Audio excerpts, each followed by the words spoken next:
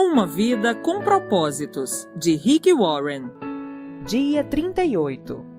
Tornando-se um cristão com excelência. Jesus disse aos seus seguidores: vão pelo mundo todo e contem a todos as boas novas. Marcos, capítulo 16, versículo 15. Assim saberemos por onde Ele quer que nós andemos. Assim, todas as nações conhecerão a sua salvação. Salmos 67, versículo 2.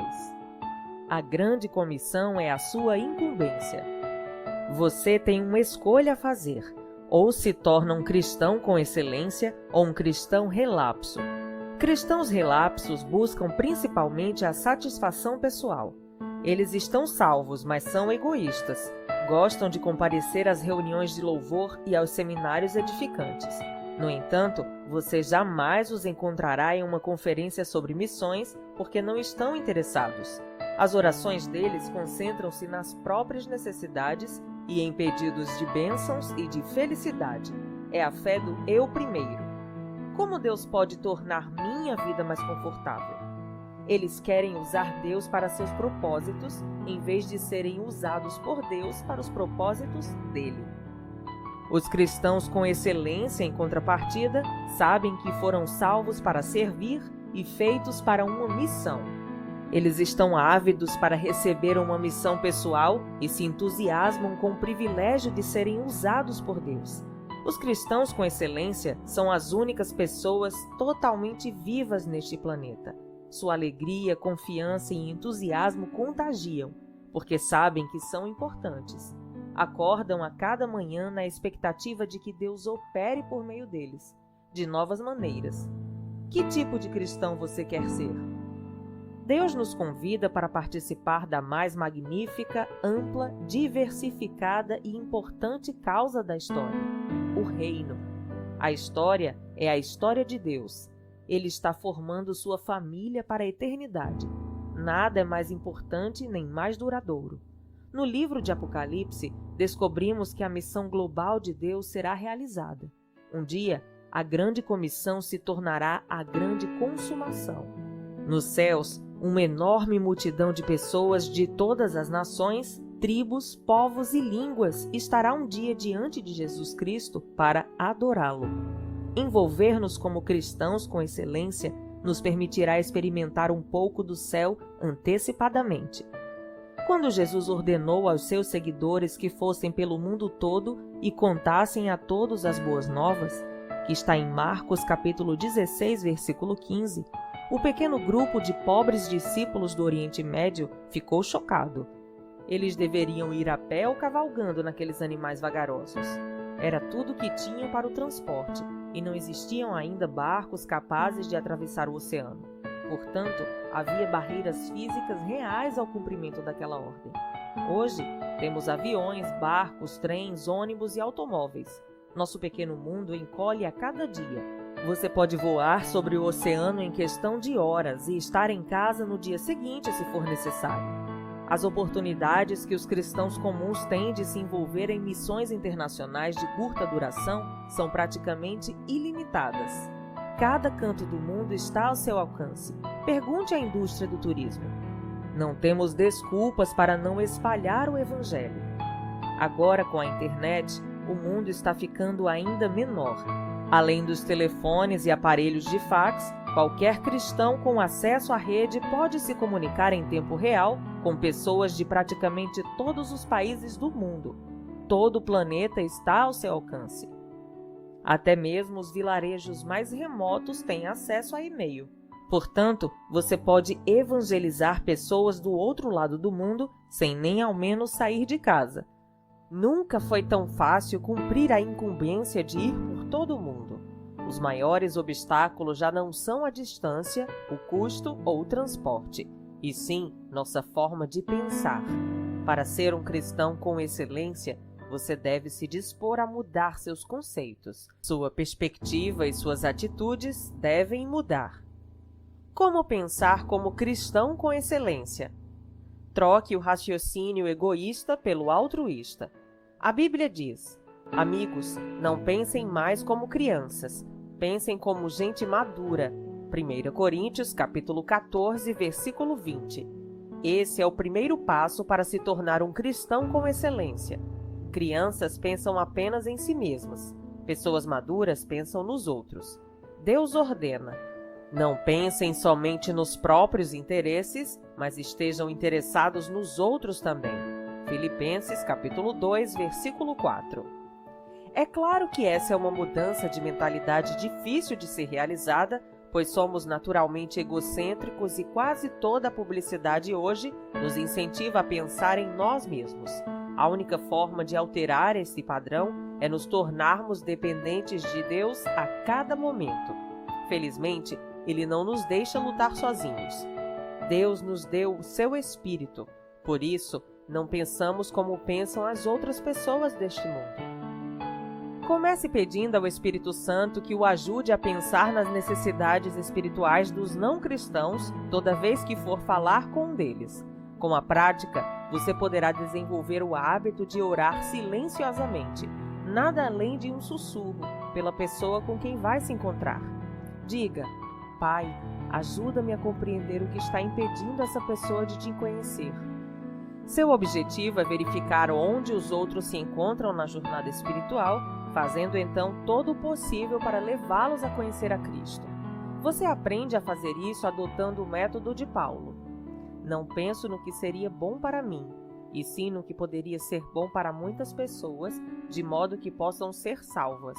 1 Coríntios, capítulo 10, versículo 33. Deixe de raciocinar de forma restrita e raciocine de forma global. Deus é um Deus global. Ele sempre se preocupou com o mundo inteiro, porque Deus tanto amou o mundo. João, capítulo 3, versículo 16. Desde o início, ele desejou reunir em sua família membros de todas as nações que criou. A Bíblia diz: de um só homem, Deus criou todas as nações que vivem na terra, e decidiu quando e onde todas as nações seriam constituídas. Deus fez tudo isso para que nós o buscássemos e, alcançando-o, o encontrássemos. Atos, capítulo 17, versículos 26 e 27. Grande parte do mundo já pensa de forma global. Os maiores conglomerados de comunicação e negócios são multinacionais. Nossa vida e a vida de pessoas em outras nações estão cada vez mais entrelaçadas, à medida que compartilhamos moda, entretenimento, música, esportes e até fast food. É provável que a maioria das roupas que você está vestindo e grande parte do que você come hoje em dia foram produzidos em outro país. Estamos mais unidos do que percebemos. Vivemos dias emocionantes. Atualmente existem mais cristãos que em qualquer outra época. Paulo estava certo. As mesmas boas novas que chegaram até vocês estão sendo difundidas pelo mundo. Elas estão transformando vidas em toda parte, assim como transformou a de vocês. Colossenses, capítulo 1, versículo 6. O primeiro passo para pensar de maneira global é orando por países específicos. Cristãos com excelência oram pelo mundo. Consiga um atlas ou um mapa e ore pelas nações, citando o nome delas. A Bíblia diz: se você me pedir, eu lhe darei as nações. Todos os povos da terra serão seus. Salmos, capítulo 2, versículo 8. A oração é a ferramenta mais importante em sua missão no mundo. As pessoas podem recusar nosso amor ou rejeitar nossa mensagem, mas não têm defesa contra nossas orações. Como um míssil intercontinental, você pode apontar uma oração para o coração de uma pessoa, esteja você a 1 metro ou a 16 mil quilômetros de distância. Qual deve ser o alvo de suas orações? A Bíblia diz que devemos orar pedindo oportunidades para testemunhar. Leia em Colossenses capítulo 4, versículo 3 e Romanos capítulo 1, versículo 10. E coragem para falar. Leia em Efésios capítulo 6, versículo 19. Devemos também interceder pelos que irão crer. João capítulo 17, versículo 20. Pedir que a mensagem se espalhe rapidamente. 2 Tessalonicenses capítulo 3, versículo 1, e solicitar mais trabalhadores. Mateus capítulo 9, versículo 38. As orações farão de você um parceiro de muitas outras pessoas ao redor do mundo. Você também deve orar pelos missionários e por todos os outros cristãos envolvidos na obra do Senhor ao redor do mundo. Paulo disse a seus companheiros de oração: vocês também nos ajudam quando oram por nós. 2 Coríntios, capítulo 1, versículo 11. Outra forma de desenvolver o raciocínio global é ler ou assistir ao noticiário com os olhos de quem assistiu à grande comissão. Sempre que houver mudanças ou conflitos, esteja certo de que Deus usará tais situações para atrair vidas para si. As pessoas são mais receptivas a Deus quando estão sob tensão ou atravessam um período de mudanças. As rápidas e incessantes mudanças que ocorrem hoje no mundo estão preparando, como nunca antes, as pessoas para ouvir as boas novas. A melhor maneira de começar a pensar de modo global é participando de algum projeto missionário de curto prazo em outro país. Nada substitui a participação ativa na vida real em outra cultura. Pare de estudar e discutir sobre sua missão e comece logo a realizá-la. Desafio você a ir até o fim. Em Atos capítulo 1, versículo 8, Jesus estabelece um padrão para nosso envolvimento. Vocês serão minhas testemunhas em Jerusalém, em toda a Judéia e Samaria e até os confins da terra. Atos capítulo 1, versículo 8. Seus seguidores teriam de alcançar sua comunidade, Jerusalém, seu país, Judéia, outras culturas, Samaria e outras nações, até os confins da terra. Observe que nossa comissão é simultânea, não consecutiva. Embora nem todos tenham o dom de missões, todo cristão é chamado a participar de uma missão relacionada com os 4 grupos, de alguma forma. Você é cristão nos moldes de Atos capítulo 1, versículo 8? Estabeleça uma meta para participar de um projeto missionário direcionado a cada um desses 4 alvos. Insisto em que você poupe dinheiro e faça o que for necessário para participar de uma viagem missionária de curto prazo ao exterior, o mais rápido possível. Quase todas as organizações missionárias podem ajudá-lo nisso. Essa experiência aumentará seu amor, ampliará sua visão, aumentará sua fé, aprofundará seu sentimento de compaixão e o encherá de alegria como nunca antes. Pode ser um divisor de águas em sua vida. Substitua o pensamento imediatista pela perspectiva eterna. Para aproveitar o máximo de seu tempo aqui, você deve manter uma perspectiva eterna. Isso evitará dar importância excessiva a questões menores e o ajudará a distinguir entre o urgente e o eterno. Paulo disse: assim, fixamos os olhos não naquilo que se vê, mas no que não se vê, pois o que se vê é transitório, mas o que não se vê é eterno. 2 Coríntios, capítulo 4, versículo 18. Muitas das coisas em que empenhamos nossas energias já não significarão mais nada daqui a um ano, quanto mais pela eternidade. Não troque a vida por coisas temporárias, pois Jesus adverte: todo aquele que se deixa desviar do trabalho que eu planejo para ele não está apto para o reino de Deus. Lucas, capítulo 9, versículo 62. E Paulo alerta: sejam econômicos nas escolhas das muitas coisas que o mundo tenta empurrar para vocês. O mundo, como vocês o conhecem, está se desvanecendo. 1 Coríntios, capítulo 7, versículo 31. O que está se interpondo com sua conivência entre você e sua missão? O que o está impedindo de se tornar um cristão com excelência? O que quer que seja, abandone-o.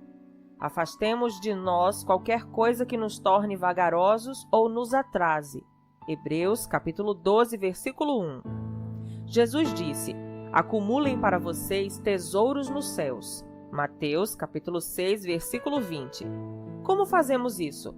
Em uma de suas declarações mais incompreendidas, ele disse também: usem a riqueza deste mundo ímpio para ganhar amigos, de forma que, quando ela acabar, estes os recebam nas moradas eternas. Lucas, capítulo 16, versículo 9.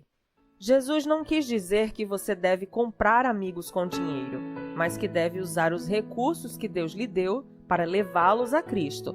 Eles então serão seus amigos por toda a eternidade e vão lhe dar as boas-vindas quando você chegar ao céu. Esse é o melhor investimento financeiro que se pode fazer. Você provavelmente já ouviu alguém dizer: você não pode levar isso com você.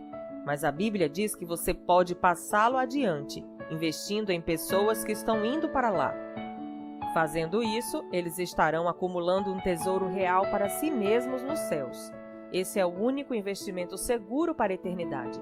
E estarão levando uma vida cristã frutífera aqui na terra também. 1 Timóteo, capítulo 6, versículo 19. Pare de arranjar desculpas e comece a pensar em formas criativas de cumprir sua incumbência. Se você estiver decidido a fazer alguma coisa, há sempre um jeito e existem organizações prontas para auxiliá-lo. Eis algumas desculpas mais comuns. Só sei falar inglês. Isso é, na verdade, uma vantagem em muitos países, onde milhões de pessoas querem aprender a falar esse idioma e estão ávidas por praticá-la. Não tenho nada a oferecer. Sim, você tem. Cada habilidade e experiência em sua formação pode ser utilizada de algum modo. Estou muito velho ou muito jovem. A maioria das organizações missionárias tem projetos de curto prazo adequados para cada faixa etária.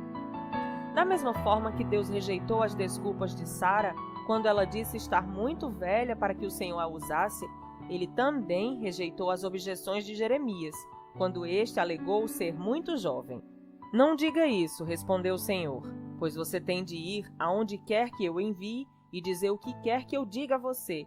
Não tenha medo do povo, pois eu estarei com você e cuidarei de você.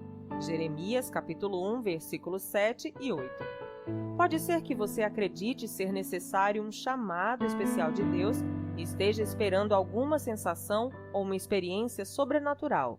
O Senhor, porém, já reiterou esse chamado repetidas vezes.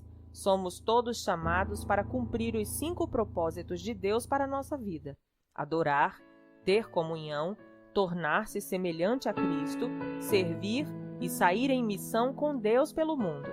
Ele não quer usar apenas alguns no meio de seu povo. Ele quer usar todos. Todos nós somos chamados para participar de uma missão para Deus. Ele quer que a igreja inteira leve o evangelho integral ao mundo todo. Muitos cristãos deixaram passar os planos de Deus para a sua vida porque nem ao menos perguntaram a Ele se os queria servindo como missionários em algum lugar. Seja por medo, seja por ignorância, automaticamente fecharam a mente à possibilidade de servir como missionário residente em outra cultura. Se sua tendência é dizer não, reexamine todos os diferentes meios e possibilidades disponíveis. Você vai se surpreender. E ore, perguntando seriamente a Deus o que Ele desejará de você nos próximos anos. Milhares de missionários residentes são desesperadamente necessários neste ponto crítico da história, com tantas portas escancaradas como nunca antes. Se quer ser semelhante a Jesus, deve amar o mundo inteiro. Você não pode se dar por satisfeito apenas com a conversão de sua família e de alguns amigos. Existem mais de 6 bilhões de pessoas no mundo e Jesus quer encontrar todos os seus filhos perdidos. Ele disse: somente aqueles que põem de lado a sua vida por minha causa e por causa da boa nova é que saberão realmente o que significa viver. Marcos, capítulo 8, versículo 35. A grande comissão é sua incumbência, e fazer sua parte é o segredo para uma vida que realmente vale a pena. Dia 38. Pensando sobre o meu propósito de vida. Tema para reflexão. A grande comissão é minha incumbência. Versículo para memorizar.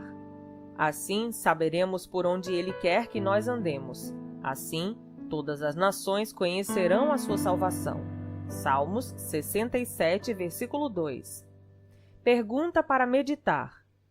Que providências posso tomar a fim de me preparar para a experiência de uma missão de curta duração no próximo ano? Até o próximo áudio.